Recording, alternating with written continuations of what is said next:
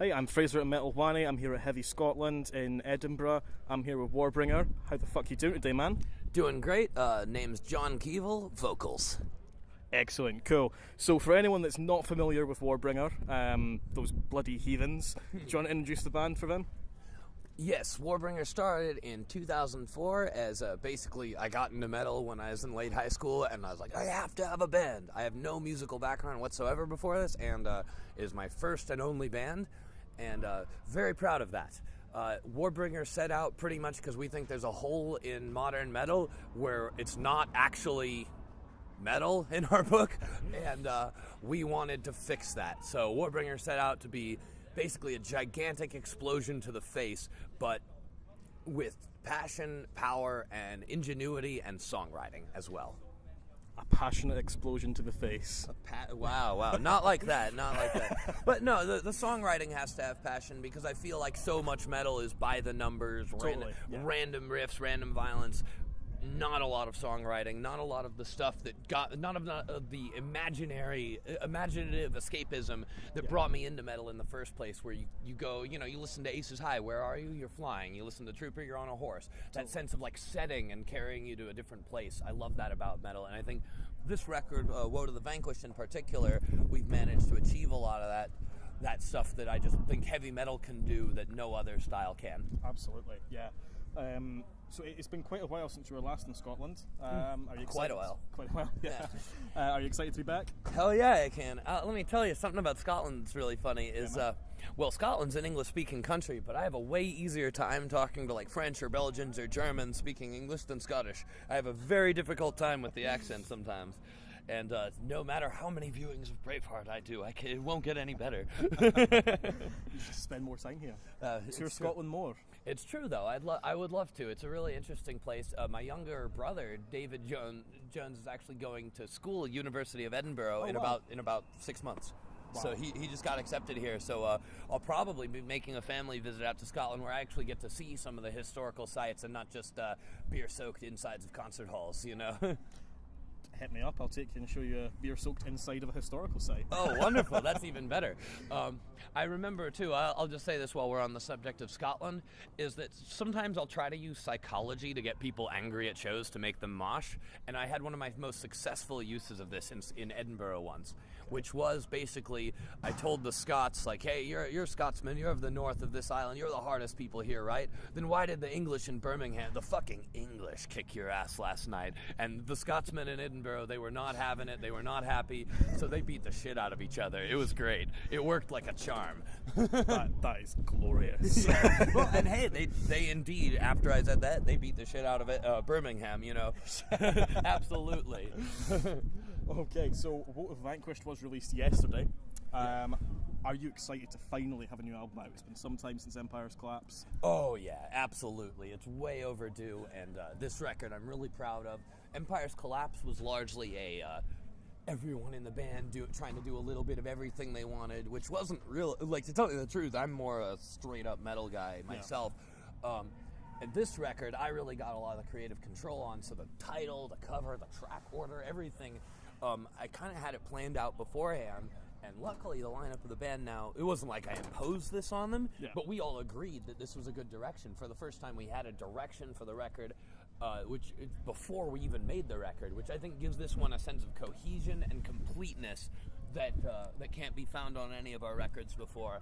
I think that, coupled with the higher standard of songwriting and performance, and just a focus on what WARBRINGER is, what it should do, and what's the next step for it to evolve, all of this being meticulously decided has really produced the strongest record to date, and the imagery and stuff for it, I think, is also we're gonna go with that style for a while, because it works. Yeah. The like pseudo-fascist looking stuff, which actually I'm a pacifist and a humanitarian, so I'm totally against this stuff. But metal's supposed to, in my mind, metal's supposed to like preach good by embodying the horror of evil.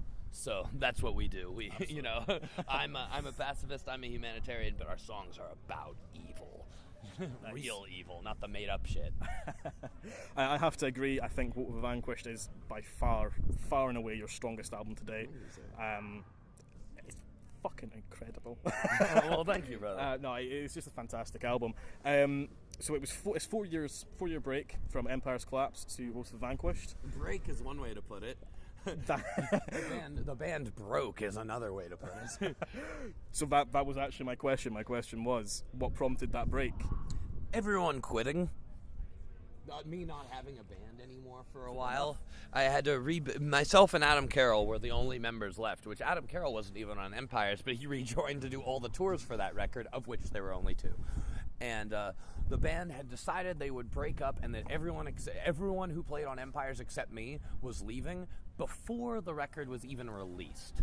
It was really soul crushing for me, and so a lot of people remember I was questioning whether Warbringer should even exist anymore, and I didn't know if I could do a record that deserves the name after that. But what actually happened is it was a blessing in disguise, as this record now wouldn't have been what it was without that struggle and without me having to refocus myself and having to carry a lot of it myself, because it forced me to improve me. Yeah. And I studied music, I studied vocals in between, I also studied history. I'm working on my bachelor's now, and all of these things were key for my performance and lyrics on this record, and the sense of a complete theme and record that makes it stand above our previous ones, because it's less. I think this one, if you just listen start to front, gives a complete picture and yet any of the songs individually are strong as well. And that was really our goal. And part of the way we achieved this was by only having 8 songs, 40 minutes, and 0 fat. Yeah. It is all killer, no filler. That's how I like to call it. No filler whatsoever. And so many records now, they want it to be, like, even the record label suggested we had 10 tracks, and we're like, nope, we're doing 8, but don't worry, the last one's really long. You know, you can never put it on radio. I'm sure you'll love that, you know, but the last song, too, is the most ambitious thing we ever did. It's precisely 11 minutes, 11 seconds long, and those of you who are into history will catch this, but it's called When the Guns Fell Silent, and it takes a different sound for us. It's very, like, ethereal black metal influence, but it has this grim atmosphere to it that I really like, and it reminds me of some of the real epic pieces of classic heavy metal that got me into this genre so much. Totally. Yeah. And maybe a bit less of a pure thrash song, if even a thrash song at all, really, you know. Where exactly you draw that border. Like Master of Puppets is a thrash album, but is Thing That Should Not Be Your Sanitarium a thrash song instrumentally, really? Borderline, you know? Yeah. So it's not about... So I think even on a thrash record, bands should recognize that sticking to one stylistic confine is not the wisest way to make the hardest thrashing record even. Absolutely. So I think on this record there's also, even on the faster material, that's the brutal stuff that people really expect when they hear the name Warbringer. Yeah. A lot of it has more like death metal influence, black metal influence, or just a different structure in the songwriting, and we try to pretty much just reach out into the realms of metal. Not just one style, but just everything, all the metal that we think is the A+ shit. We want that all on our record. Yeah, totally, man. I think that, as I've said a couple of times already, Woe To The Vanquished is fucking amazing. It's a great record. I think that you're right on with your vision for the band going forwards. There's more to playing metal than playing 666 beats a minute for 40 minutes and just total, just pure brutality. I mean, that's great sometimes, but it's not a classic metal record. I think it just falls into a wall of noise in... Do you know what I mean? It's that mixture of brutality, because you want the aggression, you want the speed. That's why we're all here wearing like black shirts with skulls on them and shit. You know, we like evil stuff. But we want songwriting. And when I say songwriting, I mean like songs like the way the Beatles had songs, you know, like stuff that you can remember, that the structure of it all makes sense, and the lyrics have a little story, if we can even get that. There's no reason lyrics in metal have to be dumb and shitty. Metal, actually, one of the things that initially inspired me about it was some of the conceptual freedom you get in the lyrics, where you can have like a Rhyme of the Ancient Mariner or Disposable Heroes, or songs which I feel are rather ambitious and brilliant lyrically in many ways. And I think today there's a lot of like random, I don't really give a crap about vocals because you can't hear any of them anyway. So you'll notice on our records, and especially this one, you can hear every goddamn word. You don't even need a lyric sheet. You can hear everything I'm saying. And this is very deliberate because I think that there's, I'm an extreme voice. There's no melody in the vocals. It's all screaming and brutal shouting. But when you're a lyricist and a vocalist, you're leaving out one of the elements of your work if you're just going to be like, yeah, I'll be indecipherable the whole time. Because if you're a non-melodic vocalist, all that's left is rhythm, rhythm and pattern, one thing, and then words are the other.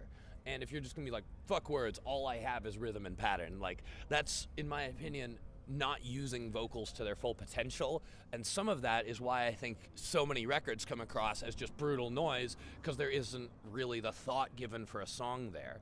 And I think to have a song, it doesn't mean you need to go in a pop direction at all. You can be hard and mean, and it doesn't mean you have to have the wimpy clean chorus that everyone does that I hate. It just means you have to take the time to be like, do we have hooks? Do the riffs? Just like this vocal part, like then activate the riff after, so that when you hear it, you just gotta like put your fist up and start headbanging. All that stuff that just makes metal so enjoyable, and such a great form of escapism from this often shitty life we have to lead. Totally. So I mean, we've touched on the storytelling a little bit in Woe To The Vanquished. Woe To The Vanquished. Woe To The Vanquished. My favorite rhyme with that one, because I happen to like to smoke marijuana, is "Bro, that is dank shit," which is some like idiot California bro talk. I love it. Storytelling. Is the idea of a sort of concept album, is that something you would want to do, or you have any desire to do, with one sort of cohesive story going through it, or is that not your kind of thing? I like to have each song be more a self-contained concept, and then have it, like this record, you can see the record clearly has an overall theme about warfare and nationalism and humanity and like the price of glory and all of these things, which I think these themes are very strong throughout. And this sense of like, we must change our, Silhouettes, the first song, has very clear at the end, like, we got to change our ways or we're doomed. And so there's a very clear message throughout the record. But it's not a concept record per se, because I don't want to have to write every song in that little box that I just created. I want to have like Spectral Asylum is just dark fantasy, and it kind of fits a place on the record, but it doesn't directly pertain to the concept. Neither does Descending Blade, which is kind of like more comic book action movie story that I just made up for that song about a sniper who then has, at the end when the music changes, the tables turn on him and he finds and he's got another sniper pointing a rifle at him. And it's his last second, the fast part at the end of that song, it's his last thoughts before the bullet hits him. And so I try to do inventive stuff like that in lyrics, where it's a little story, and instead of just like people randomly being shot, there's an actual like human element to it, and it makes it stronger. And it's just I basically am just trying to up the standard for aggressive metal lyrics today, because I feel that that's something that most often gets ignored. And each song on this record is its own little self-contained story. Pretty much, they're all, and the next record, I think, is gonna conceptually have a lot to do with this one. I'm already thinking about this, and I think it's gonna address a lot of the same themes, but from like a different side of the coin. And that's all I'm gonna say about that now. Cool. So you're already making plans for, or nothing, obviously, you can't say anything. Oh no, I already have song titles and everything that I came up with like in the last week. I'm currently writing lyrics. I'm not gonna get a late start on this one, because I'm so proud of Woe To The Vanquished that I know the next thing we do can't just be thrown together. I have to give it that same kind of effort and thought and put myself into it as much. And I'm going to take this moment to say this. I feel there are so many people in the metal scene today. They're on these stages because of brand loyalty and names, and the kind of stuff that brought me to these names of bands in the first place was this kind of unbridled passion and almost like self-sacrifice to play this heavy, mean music that the world doesn't really want to hear, but we do. And there's so many of them that I feel are just a letdown now, that put no effort into it and coast on great records they made 20, 30 years ago. And I say fuck that. There's nothing amazing, human, in my opinion, once a musician is out of good ideas and they're like, well, I'm not going to try that hard anymore, which I feel almost all these guys have done at some point. Lars Ulrich literally said in an interview he doesn't practice. Well, you should. Look at what like Pete Weber or Carlos Cruz is bringing to the table. You should practice, buddy. Yep. And if you don't, get the fuck off the stage. I don't care if you made a great record 30 years ago. You suck now. Get the fuck off the stage. And if I ever lose this passion myself, which is just keeping this fire in me is a labor in and of itself, I will need to get the fuck off the stage. And this should apply to everyone. Metal is a work of intense passion, and if you don't have that, if you don't have that that like almost uncontrollable burning fire that makes you have to make music that goes to 11 and beyond. If you don't have that, get the fuck out of here and make room for people that do. That's what I think. So this idea of the gods or this reverence for things, like I love records, but people can do something good and then suck later. Yeah, 100%. So I believe that there's a lot of like rust over the top of the metal scene, and we're gonna try to break through it by making sweeter fucking records than these old guys are. That objectively, you put our record next to theirs and it eats it alive. That's what we're trying to do. Fantastic. Cool.